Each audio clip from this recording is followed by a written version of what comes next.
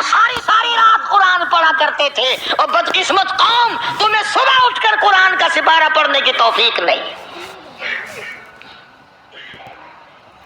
مسلمان پر قرآن کا دیدار نصیب نہیں، قرآن کی زیارت نصیب نہیں، گدھے کی طرح کھاتے سو گئے اور گدھے کی طرح صبح اٹھ کر کھانا پینا شروع کر دیا۔ تو رب کے کلام کا اتنا باغی کہ تو دیکھنا پسند نہیں کرتا۔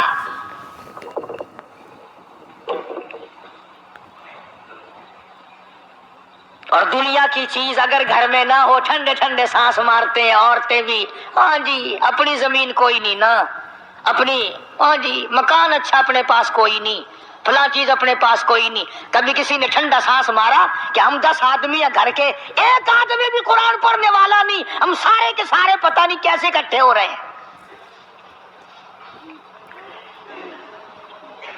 اگر دل میں عظمت ہو، ڈاکٹر ہو، افسر ہو، وزیر ہو، آخر ہے تو انسان، ہے مسلمان، ہے مدنی کریم صلی اللہ علیہ وسلم کا امتی، پھر قرآن سے اتنا دور کیوں ہے؟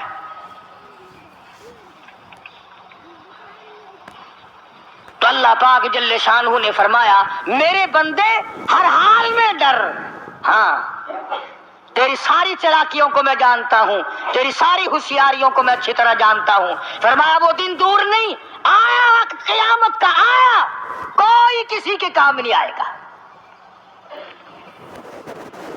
فرمایا ان وعد اللہ حق فلا تغرنکم الحیات الدنیا۔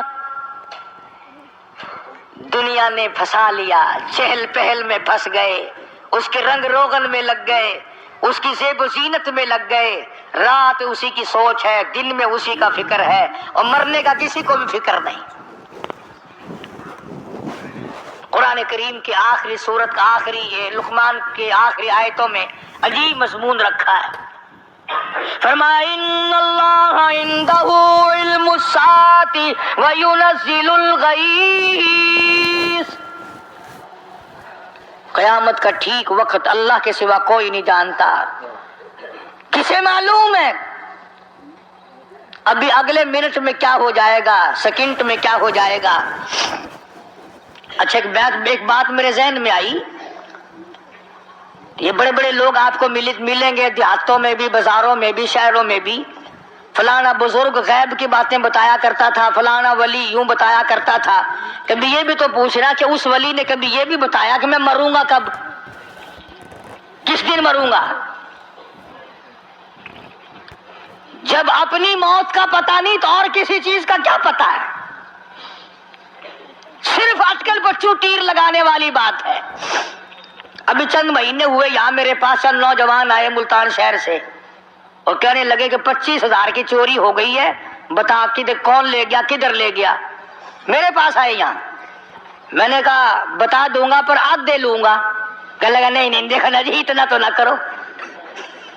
اور میں نے کہا وہ سارے ہی چلے گئے یار، یقین کرو میں یہاں چارپائی میں بیٹھا ہوں دروازے کے باہر، عصر کے بعد پوری پارٹی آئی اسی شہر کی کہ 25,000 روپیہ گم ہو گیا ہے، بتا کدھر گیا ہے۔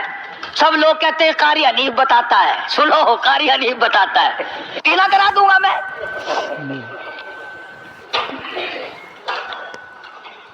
جتنا میں نے انکار کیا میرے سر ہوتے چلے گئے، اخیر میں نے بکواس کر دی، میں نے کہا اچھا بتاؤں گا پھر آدھے لوں گا۔ کہ لگے نہیں، تماشا دیکھا یعنی اندازہ لگاؤ کہ ہم شہر سے سن کر آئے ہیں کہ قاری حنیف چوریاں بتاتا ہے۔ اللہ غنی، کس کو معلوم ہے کہ ابھی کیا ہو جائے گا؟ اللہ پاک نے کسی کو نہیں بتایا۔ فرمایا ان اللہ عندہ علم الساعۃ وینزل الغیث۔ قیامت کا ٹھیک وقت کسی کو معلوم نہیں، بارش کا کوئی پتہ نہیں کب ہوگی، کتنی ہوگی۔ تم ابھی کہہ رہے ہوگے کہ جی محکمہ موسمیات والوں کو پتہ چلتا ہے، ان 3 مہینے میں یہ محکمہ موسمیات والے کئی دفعہ کہہ چکے ہیں کہ بندہ باندی ہوگی، مگر کچھ بھی نہیں ہوا۔